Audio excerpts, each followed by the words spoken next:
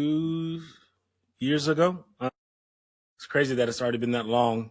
Uh, just going through the fact that there's no such thing as casual sex, and God had put on my heart, like, I need to tell my wife about something that happened, I think about 22, 23 years ago, at a time when I was being a knucklehead and, a period where we weren't together. And I thought I was just having some fun and having casual sex with this young lady, super random, no big deal. She's just some random, girl, and she ends up dating one of my friends on the football team. We all end up going to, being in a relationship with each other. And God put on my heart, you need to tell her. So there was a period where we were going through marriage counseling.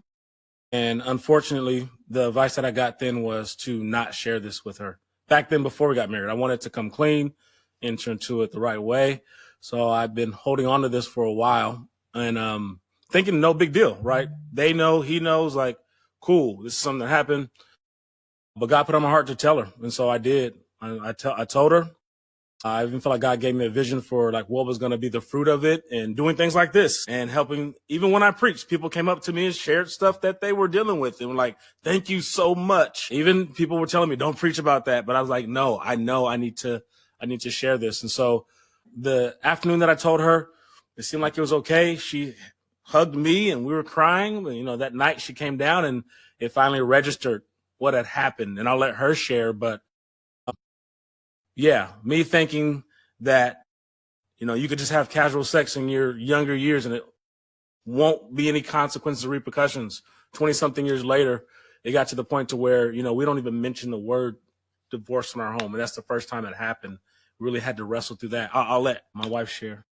Well, to answer the question was the disagreement and how we kind of overcame it. Yeah. Obviously the disagreement was withholding just information from me for so many years. Yeah. Right. And it kind of causing me to have these feelings of inadequacy, like, oh, I must not be your real best friend and wife, because why would you hold something like this for me? Why would you keep this from me for this long?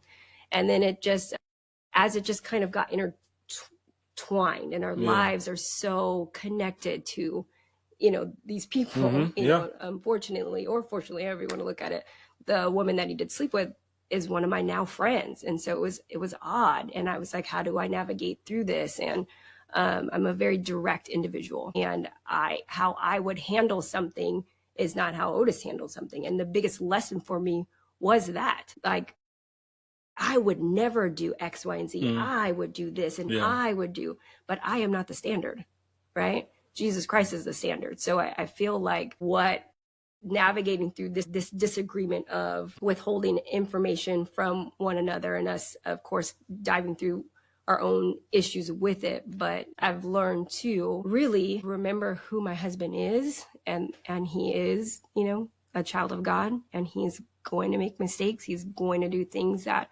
aren't, how I would do something. We're two different people coming from two different places of brokenness, and we're trying to put our broken pieces together. Like I was saying, I think the take home for me was that really anybody is capable of doing anything, and understanding that, okay, if you say that you are going to vow this commitment, how do you work through these things, and how to allow God to work on you in them, and really surrendering it to the Lord fully. Because it, sounds great. Like, yes, I do, sickness and health. And then when somebody gets sick, I'm like, sorry, just kidding. So really having to really put those words into act. Part of the question that you asked, how do we work through it? And so we got counseling. We had sat with you guys once. Pastor Rich was a regular voice in our lives. But for me, being the offender is really seeking the Lord and saying, God, how do you want me to respond? And taking extreme ownership. So there was times in my flesh I wanted to say, like, babe, this was 23 years ago, but never did I dare say that.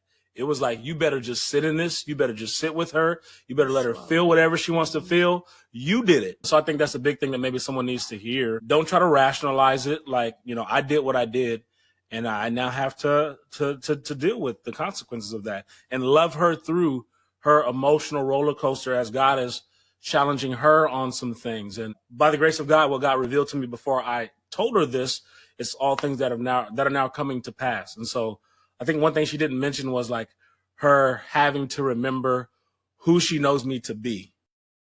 Never raised my voice at her, never disrespected her, never cheated on her, none of those things. And right. So like in her time with God, I think God was showing her those things and helping her. No, you're good. Oh, helping her, really close to my face. Helping her heal. Sorry to interrupt with that, but yeah, I think like I was saying that, or like Otis was saying, rather, being reminded of who I married, who this man that I love so dearly, who is my best friend in the whole world. We have these beautiful children and such an awesome marriage and testimony to God's grace and mercy and something that he did when he was a 20-year-old kid, you know what I mean, doesn't discredit who he is now. And I think for couples, sometimes when he didn't cheat on me because he broke up with me at the time. But I know my initial response, just being honest in my flesh, was like, oh, okay, I can go out and do this type of stuff too. But then the Lord working with me through that, right? Like, no, you don't get to do that. It doesn't work like that. It's not a tit for tat, right?